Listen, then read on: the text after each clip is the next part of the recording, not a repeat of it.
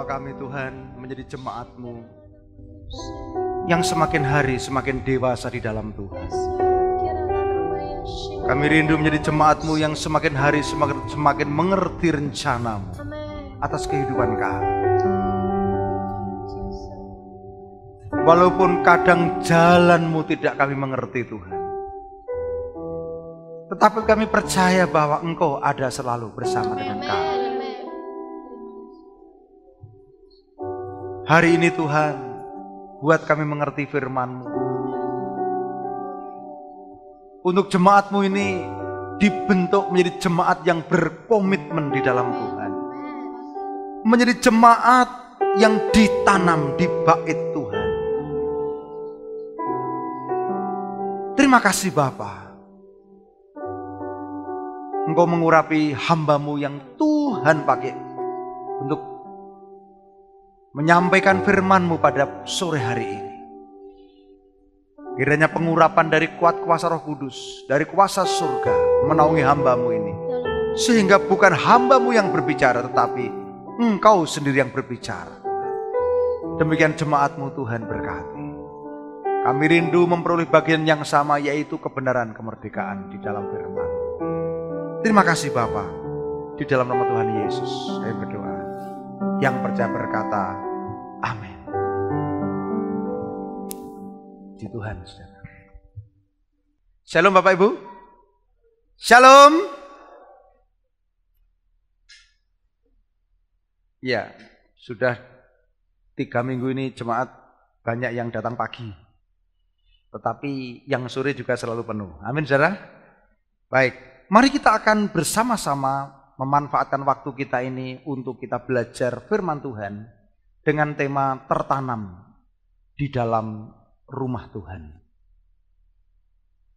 Tujuan daripada khotbah ini supaya kita mengerti bahwa kita ini jemaat yang ditanam di rumah Tuhan, supaya kita ini bertumbuh dan berbuah. Supaya kita mengerti bahwa di dalam rumah Tuhan adalah keluarga. Supaya kita mengerti juga bahwa ketika kita berjemaah di dalam rumah Tuhan, kita memerlukan komitmen. Komitmen untuk kita ini mengalami pertumbuhan rohani. Mari kita akan bersama-sama berdiri. Kita membaca bersama-sama Mazmur pasal 92 ayat 13 sampai 15. Mazmur pasal 92 ayat 13 sampai 15. 2, 3. Orang benar akan bertunas seperti pohon kurma, akan tumbuh subur seperti pohon aras di Libanon. Mereka yang ditanam di bait Tuhan akan bertunas di pelataran Allah kita. Pada masa tua pun mereka akan masih berbuah, menjadi gemuk dan segar. Amin. Silakan duduk saudara. Gereja adalah sebuah lembaga ilahi yang Tuhan bentuk untuk mewujudkan rencananya di bumi. Oleh karena itu, Tuhan sangat berurusan dengan gereja. Lembaga yang pertama dibentuk oleh Tuhan yaitu keluarga. Dan lembaga yang berikutnya yaitu gereja. Tuhan tidak pernah membentuk lembaga lain kecuali keluarga dan gereja. Keluarga dibentuk dengan mandat yang sangat jelas. Setelah diberkati, Tuhan memberikan mandat, beranak cuculah dan bertambahlah banyak, penuhilah bumi, taklukkanlah itu, berkuasalah atas segala binatang yang merayap di air, yang di udara, yang di darat, semuanya. Tuhan ingin supaya manusia berotoritas atas bumi. Dan setiap keluarga yang diberkati akan menghasilkan keluarga ilahi sehingga dunia dipenuhi dengan masyarakat baru, yaitu orang yang takut akan Tuhan. Oleh karena itu di dalam perjanjian baru, Tuhan melengkapi dengan membentuk gereja supaya keluarga-keluarga ini menjadi umat kesayangannya. Menjadi imamat yang rajani, umat kepunyaan Allah. Menjadi murid Kristus yang tugas utamanya yaitu memberitakan amanat agung. Saudara yang dikasihi Tuhan, oleh karena itu pemahaman tentang apakah gereja itu sangat penting. Kalau gereja hanya dimaknai sebagai gedung, kalau gereja hanya dimaknai sebagai denominasi, sebagai aliran, kalau gereja hanya dimaknai sebagai acara, banyak orang yang tidak bertumbuh. Banyak orang yang tidak komitmen menjadi anggota gereja. Banyak orang yang tidak tertanam karena orang hanya berpikir gereja hanya gedung. Gereja hanya acara. Gereja hanya sinode. Hanya denominasi. Oleh karena itu kita harus mengerti bahwa gereja adalah kumpulan orang percaya. Kumpulan orang percaya yang saling terikat menjadi tubuh Kristus. Kumpulan orang percaya yang saling bertanggung jawab. Saling mendoakan. Saling mengasihi. Saling menjaga nama baik. Saling tolong menolong. Dan kita harus tahu bahwa gereja itu diisi orang-orang yang belum sempurna. Banyak jemaat yang belum dewasa rohani akhirnya menjadi mundur ketika ada konflik. Mengatakan saya tidak cocok dengan itu, saya nggak cocok dengan ini. Saya mau kasih tahu yang benar, setiap orang itu tidak cocok. Karena Tuhan tidak pernah menciptakan manusia itu sama. Setiap orang diciptakan dengan latar belakang sendiri, dengan pengalaman masa lalu masing-masing. Setiap orang diciptakan dengan keunikannya masing-masing. Setiap orang diciptakan dengan temperamen masing-masing. Karakter masing-masing. Masing-masing pertumbuhan orang tidak sama. Setiap orang diciptakan sempurna. Apalagi ketika ada di dalam Kristus. Setiap orang menjadi ciptaan baru. Tetapi di dalam kenyataannya kehidupan sehari-hari, gereja diisi dengan orang-orang yang belum sempurna. Oleh karena itu definisi gereja, kumpulan orang-orang percaya yang belum sempurna tapi terikat janji. Saling bertanggung jawab, saling mendoakan, saling tolong menolong, ingat juga saling membangun. Dalam pengertian saling membangun berarti gereja Tuhan menjadi gereja yang saling mengasah. Ada firman Tuhan yang berkata bahwa besi menajamkan besi, manusia menajamkan sesamanya. Oleh karena itu di dalam gereja, walaupun sering terjadi gesekan, walaupun terjadi tidak cocok, salah besar kalau orang mengatakan saya benar, dia salah. Banyak orang yang belum dewasa rohani menjadi trauma untuk berkomunitas karena lupa dengan definisi gereja. Definisi gereja kumpulan orang-orang percaya yang belum sempurna. Tapi terikat janji. Saling bertanggung jawab. Ya. Saudara kasih Tuhan. Oleh karena itu untuk menjadi warga gereja yang baik diperlukan yang namanya komitmen. Komitmen. Sama seperti ketika Tuhan membentuk keluarga. Keluarga itu terbentuk dari pribadi yang tidak sama. Tujuan menikah bukan untuk supaya sama, tetapi menjadi satu. Di dalam keluarga juga mungkin sering terjadi perbedaan pendapat.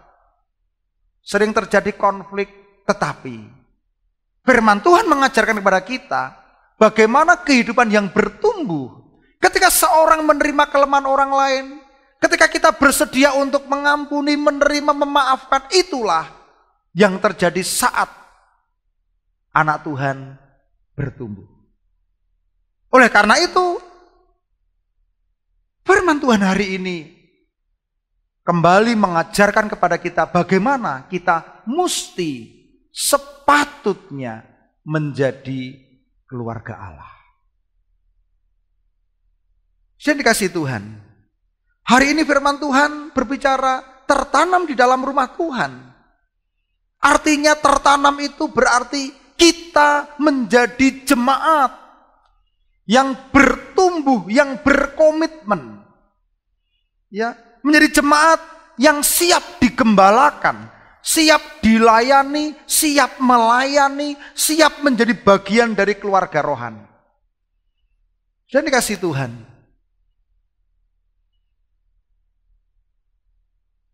jemaat secara universal itu namanya gereja universal yang anggotanya orang percaya seluruh dunia.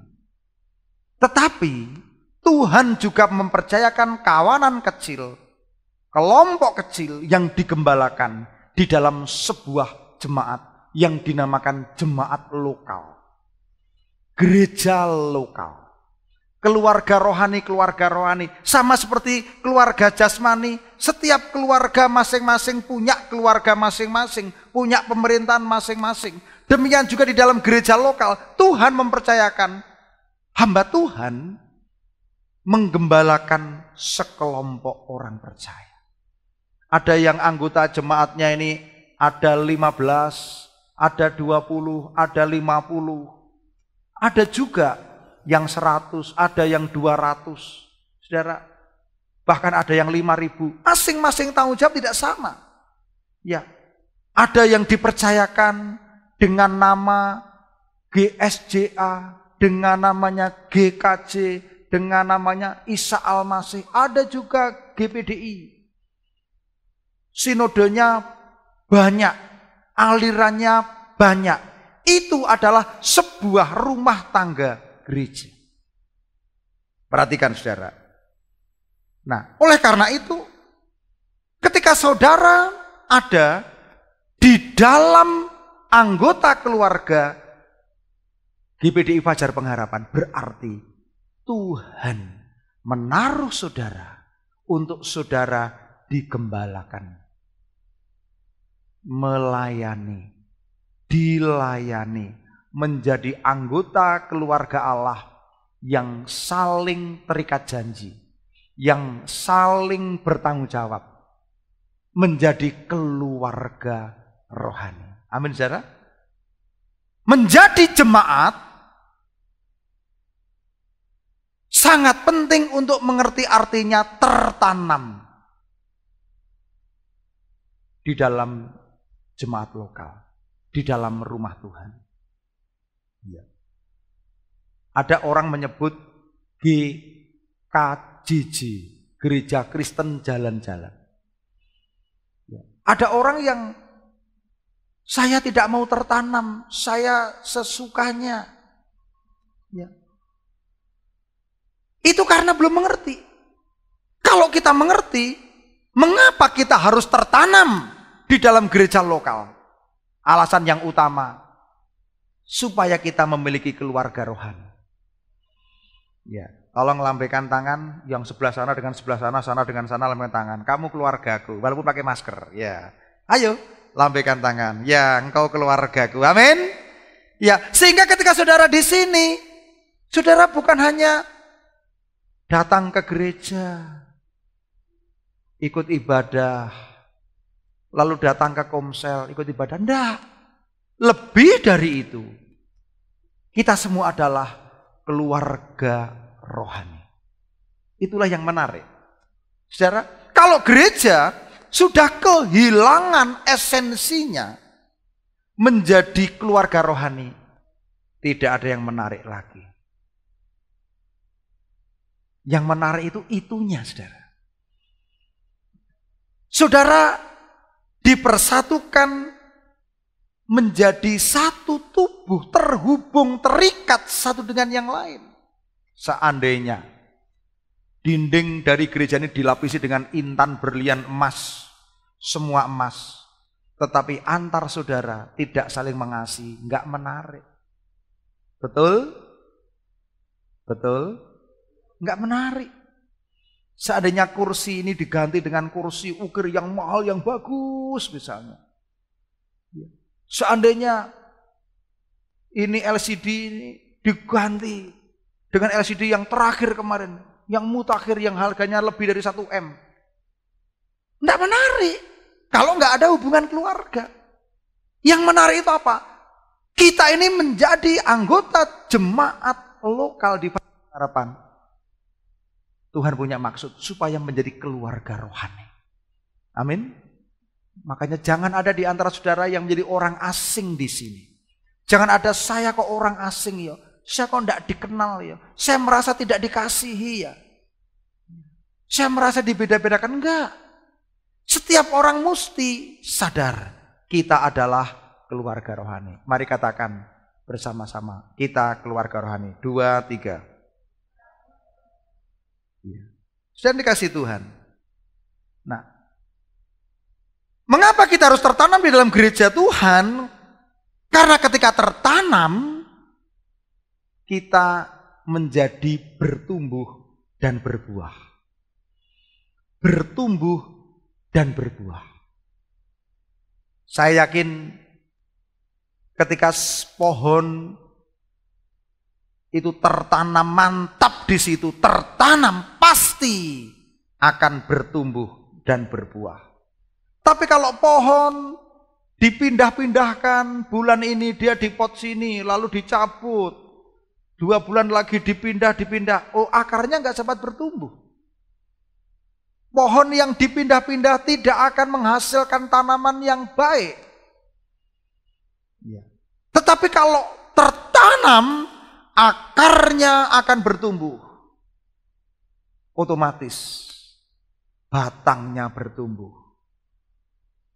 Lalu berbuah di dalam Tuhan. Kalau jemaat yang kelasnya di desa, jarang sekali. Tapi kita lihat di kota, wah, di kota-kota besar ada sebagian yang mereka, hari ini ibadah di mana ini, di mana? Apalagi ketika online, saudara, ketika online, ya ini gereja sudah tanpa tembok, gereja tanpa dinding, ya bisa saja ibadah di mana-mana. Ya. Kalau gereja yang di kota ini jarang mengenal satu dengan yang lain. Mungkin ada yang mengenal, tetapi orang seperti asing. Kota-kota besar adalah kota-kota yang diliputi dengan warna individualis yang sangat tinggi. Gereja-gereja di kota-kota metropolitan, banyak di antara mereka yang tidak saling mengenal.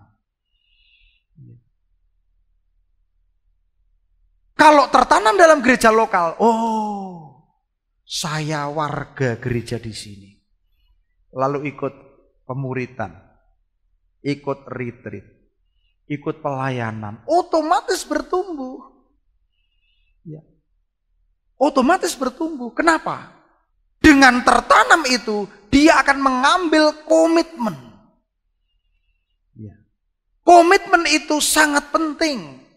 Orang yang tertanam berarti berkomitmen. Oleh karena itu, setiap anggota jemaat harus mengerti ini. Pentingnya tertanam juga, kita terikat menjadi anggota gereja Tuhan. Saudara, selain kita ikut beribadah di sini, pada masa-masa yang di luar masa pandemi, gereja kita sudah menangkap satu kehendak Tuhan tentang bagaimana cara menggembalakannya, yaitu dengan cara menjadi gereja sel. Sejak tahun 95 sampai sekarang, Tuhan izinkan gereja ini menjadi gereja sel. Di mana di dalam komsel itu Tidak hanya sekedar acara nyanyi 2 kali, firman Tuhan, keluar snack, enggak. Saudara mengenal yang namanya agenda komsel. Di dalam komsel itu, setiap orang itu digembalakan lagi dalam kelompok yang kecil. Antara 5 sampai 15 orang. Di dalam komsel itu ada agenda yang namanya do, re, mi, fa, sol, la, si, do. Do itu doa. Re itu relasi membangun hubungan antar orang. Mi itu misi. Komsel itu bermisi. Ya. Sol itu sosial. Komsel itu mengadakan aksi sosial. La itu latihan. Komsel itu ada trainingnya. Si itu ada apa? Si itu relasi tetapi kepada pemimpin. Bangun hubungan dengan pemimpin. Lalu kembali kepada doa. Ya. Fa-nya firman Tuhan. Yaitu apa? Saling membangun. Banyak orang yang tidak mengerti. Komsel itu sederhana kok. Kumpul. PKS-nya cuma ngomong gini. Bapak Ibu kemarin kita ibadah. Yuk kita sharing. Minggu kemarin dapat apa? PKS itu nggak perlu. Khotbah lagi itu nggak perlu. Ya. Cuma kemarin dapat apa? Oh saya dapat ini Pak, kita ini jemaat Tuhan harus tertanam di gereja lokal. Maksudnya apa? Begini, oh kalau saya dapat ini, saya dapat ini. Terus yuk kita berdoa.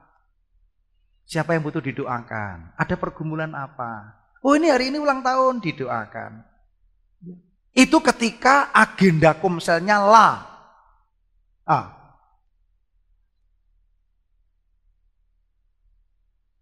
Do, re, mi, fa. Fa itu firman Allah.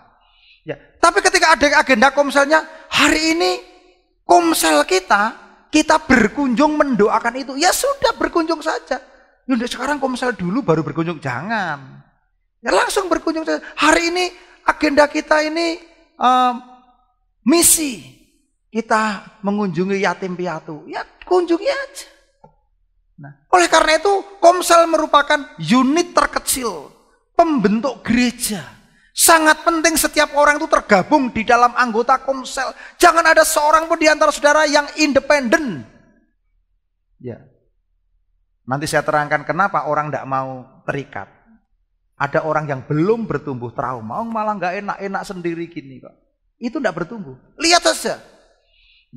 Oleh karena itu saudara-saudara, ketika kita menjadi jemaat Tuhan, Tuhan menggabungkan kita di dalam sebuah gereja lokal dengan jumlah ratusan. Perjamuan suci kemarin ada 422 yang aktif ikut perjamuan kudus. Ya, belum lagi yang tidak aktif. Ya, cukup besar Tuhan percayakan. Dan di antara jumlah itu mengambil komsel masing-masing. Memang komsel itu secara umumnya itu dibagi menurut kelompok usia. Ada komsel remaja, ada komsel anak, ada komsel dewasa muda, ada keluarga muda, ada komsel lansia, macam-macam. Ya, Pak, kenapa dibagi-bagi? Ya memang alamiahnya seperti itu. Ya. Nanti kalau Mbak Davinka saya suruh komsel, nanti anggota komselnya Pak Wandi nggak nyambung sama Bu Wandi, nggak nyambung. Yang satu ngomongkan TikTok, yang satu TikTok itu apa Mas? Nggak nyambung. Yang satu ngomongkan ini, yang satu nggak nyambung.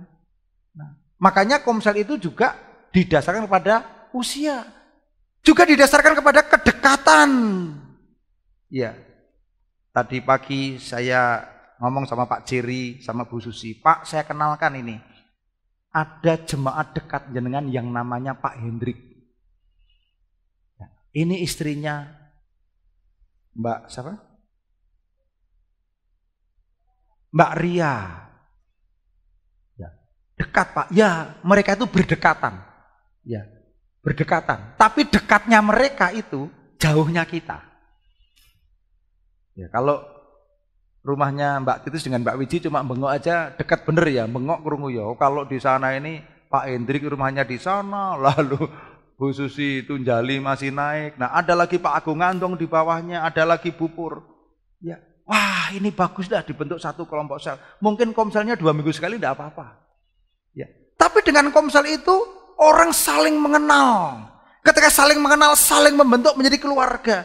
Jangan, ya kita aku yang ngerti kok nek dia ya minggu ekono berarti omahe ya kono kita yang ngerti ya. Ning aku ora ngerti jenenge misalnya. Ya. Oleh karena itu penting sekali.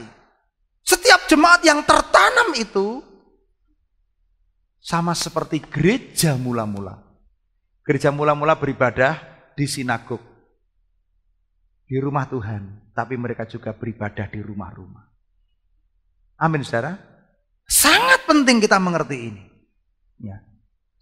Oleh karena itu saudara dikasih, waduh Pak, kemarin kan kita baru masa pandemi ya. Oke masa pandemi, tapi pasti berlalu. Kita bangun lagi, kita bangun lagi.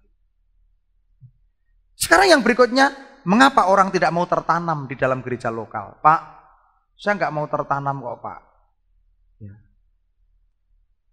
Alasannya ini mungkin karena trauma. Pernah terjadi masalah.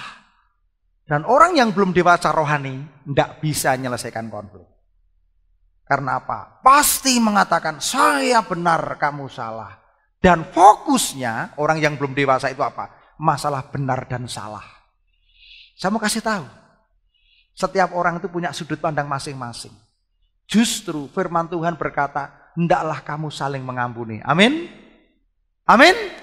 Hendaklah kamu saling mengampuni. Firman Tuhan mengatakan, hendaklah yang kuat menanggung yang lemah. Hendaklah kamu terima orang lain seperti Kristus menerima dirimu. Waduh, kalau Kristus menerima diri kita itu bukan apa adanya. Ya, jangan sampai saudara bikin kalimat terima orang lain apa adanya. Itu salah besar. Jangan ada yang mengajarkan seperti itu.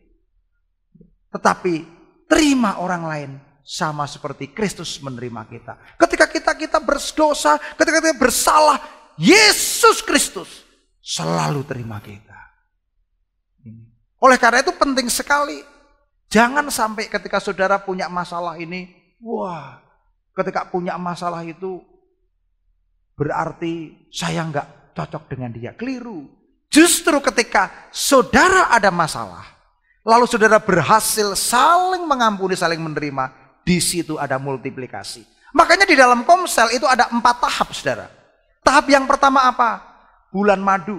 Orang di dalam komsel itu mesti wah baik, masih pakai topeng semua, baik, baik. Berikutnya udah mulai lihat kelemahan. Yang satu telat. Liyane komsel teko jam itu mesti wonge 7:04 misalnya. Yang satu misalnya ya ada masalah keuangan. Hitungan. Makanya komsel itu jangan ada pinjam meminjam. Yang ada itu cuma memberi, membantu. Ya. Yang satu masalah karakter. Kalau yang satu ngomong tidak dipikir, aku anakku nek ngomong rata pikir neng karepku ora nyakiti. Ya karepmu ora nyakiti. Tapi kalau kamu bicara dengan nada seperti itu, dengan alis yang diangkat, kamu ngomong dengan di sini itu keluar apa? Keluar kawatnya, gitu kan? Ketika nadanya tinggi, udah pasti orang mengatakan, aduh anak Tuhan kok ngomongnya seperti itu ya. Belum bertumbuh, belum lemah lembut. Pasti orang tersandung. Ya, saudara tahu enggak? Ketika orang dengan gaya bahasa, gaya bicara nada tinggi, dengan keras, cenderung orang yang belum siap dan belum mengerti akan terluka. Nah oleh karena itu saudara, orang yang trauma biasanya enggak mau. Aku ragelem sharing yang komsel, malah sharingku nanti diceritakan di orang lain. Nah ini berarti komsel belum dewasa. Ya, sudah dikasih Tuhan. Oleh karena itu orang itu cenderung independen, tidak mau terikat, dan ada pengalaman trauma lalu takut terluka. Saya dikasih Tuhan. Di dalam komsel ketika ada orang yang mencoba mencari keuntungan diri sendiri, waduh pasti komsel juga akan mengalami masalah. Tetapi ketika orang ini 1 bulan madu, komsel, tidak hanya komsel saudara ini termasuk konflik, termasuk keluarga loh ya. Saya sedang nyusun 1 buku 10 bab tentang bimbingan pranikah yang akan dipakai di lingkungan GPDI. Sudah bagus, saya bongkar lagi. Ya sudah bagus, saya bongkar lagi. Karena apa? Saya melihat bahwa orang ketika baru pacaran, wah baik, rumah tangga baik, wah lama-lama lihat aslinya. Komsel juga seperti itu. Pertama bulan madu, yang kedua konflik. Nah, konflik ini mesti mengalami tingkat berikutnya. Yaitu apa? Apa? Halo? Saling menerima, saling mengampuni. Amin? Amin? Lalu mengalami terobosan. Tuhan izinkan kita belajar untuk menjadi batu sandungan. Tuhan izinkan juga kita belajar untuk mengampuni orang jadi batu sandungan. Baru yang terakhir, masanya itu masa multiplikasi. Bertumbuh secara kualitas. Jadi semakin dewasa dan bertumbuh secara kuantitas. Amin. Oleh karena itu saudara, ya Tuhan taruh visi Komsel ini di sini sejak tahun 95. Gereja kita dibentuk menjadi gereja sel. Kalau dulu ini untuk menjadi pemimpin sel ini saudara, wah orang harus training, orang harus training. Sekarang enggak perlu. Ya, saya yakin dan percaya. Ketika saudara ada belum, Pak, kami mau bentuk Komsel, Pak. Wah, lapor aja sama gembala.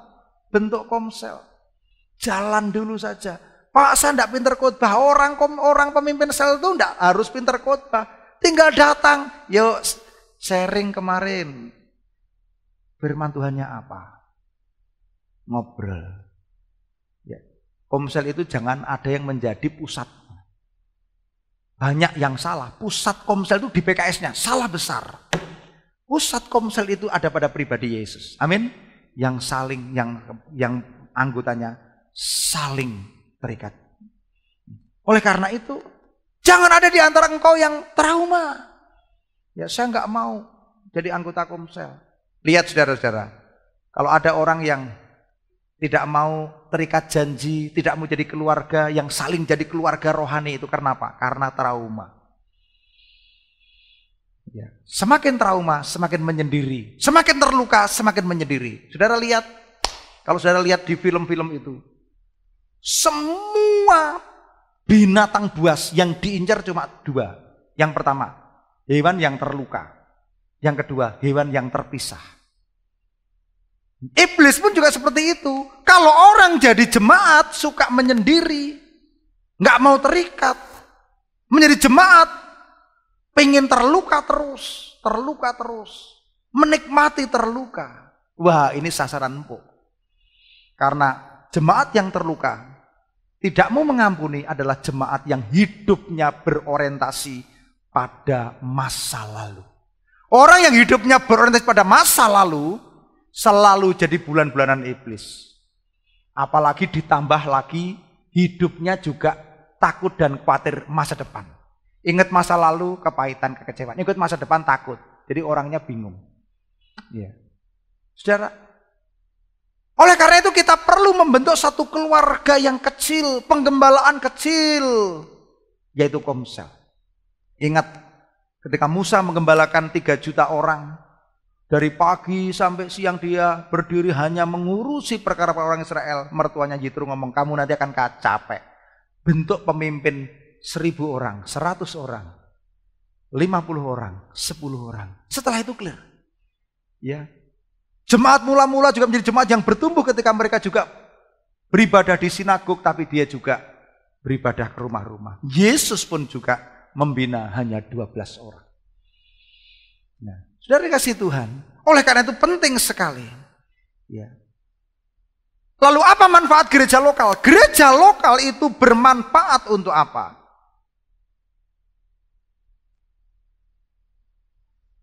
Supaya kita menjadi bagian dari tubuh Kristus.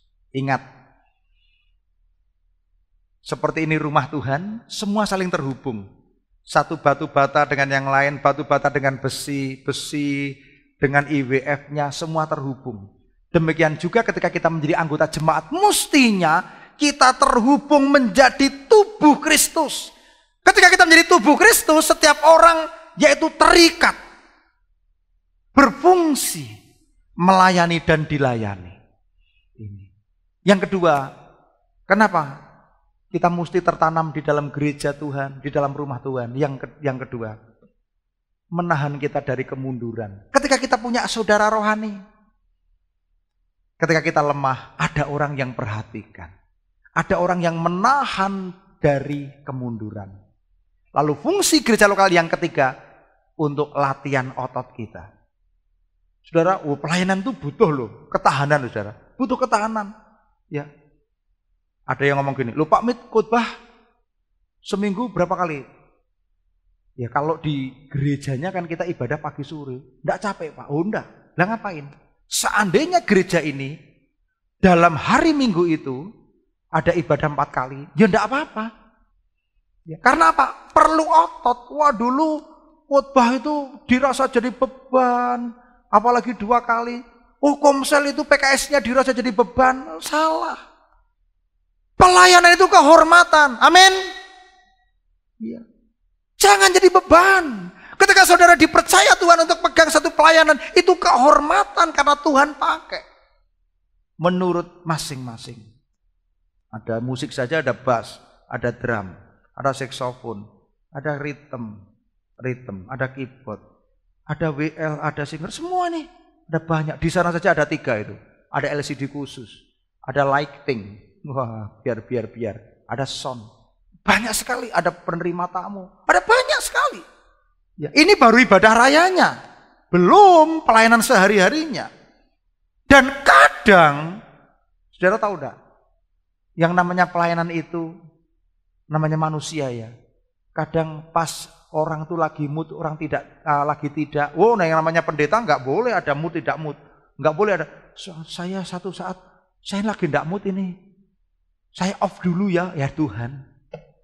Saudara, seandainya saya ngomong gini, saudara, ini minggu-minggu ini saya ngalami hal yang berat, banyak kerjaan. Oleh karena itu saya mau off jadi pendeta 2 minggu. Kira-kira saudara gimana? Ini pendeta apa ini? Pendeta kok off ya? Ya, saudara. Banyak orang yang harus dikit-dikit off. Enggak usah off. Ya. Saudara enggak, misalnya, oh minggu depan saya enggak bisa dijadwal karena saya ada keperluan ini. Ya. Oleh karena itu saudara, ketika kita melayani Tuhan, kita ini dilatih otot kita. Otot apa? Otot pengampunan. Amin. Ketika ada gesekan, dilatih. Otot apa? Ketika kapasitas kita dikembangkan, ada tanggung jawab baru. Waduh, sebenarnya saya ini udah enggak apa-apa. Otot kita. Saya dikasih Tuhan. Ketika saya menyusun disertasi bab 5, saya selalu berdoa, Tuhan, saya berdoa supaya tahun ini saya bisa diwisuda. Pasca direktur ngomong, enggak bisa Pak, karena Bapak kurang 3 tahun, kurang 4 bulan. PIN-nya itu baru keluar ketika sudah 3 tahun. Semua dokter dengan PIN standar ijazah negara harus 3 tahun. Saya ngomong, wah saya beda Bu. Saya ini akan melalui jalan yang namanya percepatan. Apa itu Pak percepatan? Oh lihat saja nanti. Saya ini nanti mungkin November ujian disertasi. Tapi habis ujian belum bisa wisuda. Kenapa? Karena belum 3 tahun. Semua dokter harus 3 tahun. Tapi saudara tahu enggak? 4 hari yang lalu ketika kami rapat, pasca sarjana ngomong gini, Pak Mit, ajaib Pak. Kemarin saya teliti nama Pak Mit, itu PIN-nya sudah keluar. Saya ngomong sama Mama, Mah, besok Desember, mudah-mudahan COVID-nya segera ini ya, 3 bulan ini. Kita open house, kita syukuran. Amin, saudara? Yang mau datang katakan amin. Iya, aduh, saya ini sudah usia 57, rasanya belajar kok ya, aduh. Sampai teman saya itu ngomong, Pak Mit itu ya sudah usia 57 ya masih belajar ya. Iya. Kemarin saya dikasih tugas, Pak ini Bapak membimbing lagi mahasiswa S1 3 orang. Waduh, jangan 3 orang lah, saya maksimal 2 orang lah. Tadi malam istri saya tahu, saya tuh bimbing mahasiswa di Kalimantan itu bimbing skripsi pakai Zoom, saudara. Aduh, sampai jam 11. Memang berat. Tapi itu latihan otot saya. Oh, saya jadi mengerti karena apa? Dari yang saya bimbing, saya juga diberkati. Ada banyak kebenaran-kebenaran yang Tuhan nyatakan. Saudara kasih Tuhan. Lalu pentingnya kita tertanam dalam gereja lokal. Itu identitas bagi rohani kita. Oh, ibu berjemaat di mana? Oh, saya jadi orang Kristen. Saya murid Kristus. Berjemaat di mana? Oh, saya di GBDI Fajar Pengharapan. Itu identitas. Penting. Oleh karena itu kita bisa lihat kriteria gereja lokal yang baik, yang sehat adalah satu, pengajaran yang sehat. Diajarkan tentang pokok-pokok rohani yang sehat. Yang kedua, penata layanan yang baik. Pelayanan diatur. Supaya apa? Supaya yang melayani bukan hanya gembalanya saja. Supaya setiap orang itu berfungsi. Makanya ketika saudara ada di dalam pelayanan, itu sebenarnya adalah kehendak Tuhan. Untuk saudara melalui pelayanan itu, saudara bertumbuh. Amin. Saudara, ada orang yang belum mengerti pelayanan. Saya kan udah pelayanan 5 tahun, Pak. Saya udah 10 tahun. Walaupun kamu 15 tahun, kamu belum mengerti pelayanan. Ya, pelayanan yang kamu lakukan itu mungkin oleh karena tugas. Mungkin oleh karena pekerjaan. Kalau ngerti pelayanan itu, setiap orang itu tidak akan bisa lepas. Selama hamba masih bernafas, saya tetap melayani Tuhan. Amin. Jimmy Carter itu ketika dia jadi presiden, dia masih menyempatkan untuk mengajar sekolah minggu. Itu presiden, saudara-saudara. Iya. Mungkin di antara orang yang belum ngerti pelayanan, wah baru ada kesibukan sedikit saja. Oh, saya sekarang sibuk. Oh, saya sibuk. Saya sibuk. Saya kasih tahu. Enggak. Ketika kita ada di dalam tubuh Kristus, kita harus melayani. Yang ketiga, pelayanan penginjilan. Gereja yang sehat itu gereja yang terus menginjil. Karena kalau tidak mau nginjil, nanti Yesus yang menginjil. Ini. Diakonia. Ada penggembalaan yang baik, visi misi yang jelas, ada persekutuan rohani yang hidup, ada ibadah yang hidup. Ibadah yang hidup itu ibadah yang membangkitkan inspirasi. Artinya, di dalam ibadah itu kita ketemu Tuhan. Di dalam ibadah itu kita ketemu dengan kebenaran firman Tuhan, ketemu dengan kasih Tuhan, dan ketemu dengan kuasa Tuhan. Makanya saudara-saudara perlu mempersiapkan diri ketika datang ibadah. Siapkan diri Anda. Jangan nanti menyalahkan, wah ibadahnya kering ya. Yang satunya, enggak, itu saya diberkati. Ya ibadahnya kering, loh saya terima. Nah, saudara, perlu saudara persiapan dengan baik. Ketika mau melayani Tuhan, jangan melayani semakin kering. Enggak. Oleh karena itu saudara-saudara, untuk kita dapat tertanam ini, kita harus berkomitmen. Ya. Satu, memiliki keanggotaan yang jelas. Sudahkah saudara memiliki keanggotaan yang jelas? Yang kedua, mendukung visi dan nilai gereja lokal. Oh, ini gereja ini nggak tanggung-tanggung. Ada visi ditulis ya. Bukan tanpa maksud, bukan untuk hiasan tuh. Saudara ngerti apa visi kita? Menjadi murid Kristus yang sejati untuk menghasilkan murid Kristus. Amin. Bagaimana caranya? Apa langkah yang harus dilakukan untuk menjadi murid Kristus yang sejati? Dengan cara apa? Muridkan dan mengutus. Memuridkan dan mengutus. Bagaimana caranya? Mengalami hubungan penuh kasih. Jangan ada yang jotaan. Jangan ada yang saling membenci. Kalau saudara saling membenci, saudara jotaan, saudara nggak punya hubungan baik, saudara tidak akan bisa. Yang ketiga, melatih pemimpin dan pemberdayaan karunia. Pemimpinnya dilatih terus. Ada training, ada ini, ada lalu karunianya diberdayakan. Saudara kalau punya karunia, gunakan dengan baik. Ya. Bagaimana saudara tahu bahwa saudara diberi karunia mujizat ketika saudara tidak pernah gunakan? Enggak ngerti. Amin. Amin. Gunakan karunia. Yang keempat, pelayanan yang holistik. Holistik. Terpadu kontekstual. Holistik itu roh, jiwa, tubuh. Ya. Yang terpadu. Kontekstual menjawab kebutuhan. Yang terakhir, kita ini menjadi gereja yang menjalin hubungan dan kerjasama dengan semua tubuh Kristus. Ya. Ini. Berikutnya, tunduk dan taat pada pemimpin. Domba-domba mendengar suara gembala. Dengarkan suara gembala. Yang berikutnya, membagi hidup secara tetap. Jangan hanya menjadi anggota jemaat yang datang acara. Bagi hidup, jadi keluarga. Lalu komitmen pada acara bersama. Saya melihat, ya mungkin dengan alasan pandemi, ada jemaat kita yang sudah lama tidak beribadah. Saya hitung ada 8. Ya, 8. Hanya 8 dari sekian ini. Tapi saya selalu mendoakan. Ya. Karena kadang-kadang orang itu, aduh saya takut beribadah, ya, tetapi tidak takut untuk pergi piknik, untuk pergi kemana, ya.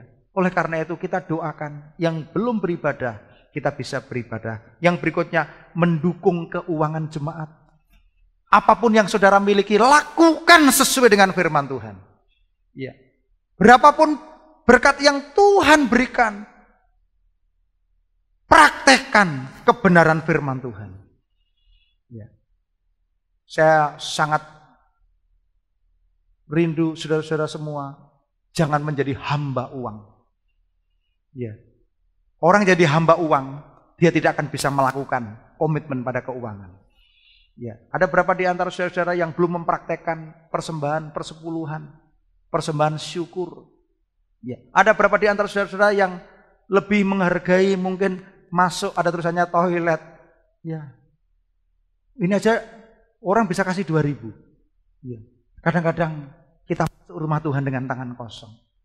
Saudara kasih Tuhan, kita rindu bahwa kebenaran firman Tuhan ini menjadi kebenaran yang sungguh-sungguh memberikan hidup kita. Yang terakhir, komitmen pada disiplin jemaat. Jemaat itu ada disiplinnya. Ya. Jemaat Korintus itu ada ibu dan anak ini satu rumah, perzinahan. Wah, ini disiplin, nggak boleh ikut beribadah ini. Ya. Hidup di dalam percabulan, kumpul kebo, oh enggak boleh, harus bertobat. Karena itu mencemari. Ini. Oleh karena itu, tertanam di dalam rumah Tuhan itu adalah wujud daripada bagian komitmen kita. Agar melalui kita itu tertanam dalam gereja ini. Kita ini bertumbuh, kita ini diberkati. Semakin hari semakin bertumbuh, semakin diberkati. Semakin berbuah di dalam Tuhan. Amin. Mari kita berdiri semua. Kita akan pujikan firman-Mu, pelita bagi kakiku. Mari di antara saudara-saudara jemaat, siapakah di antara saudara yang rindu ngambil keputusan, Tuhan aku mau perbarui komitmenku untuk tertanam di rumah Tuhan. Saya mau perbarui komitmenku.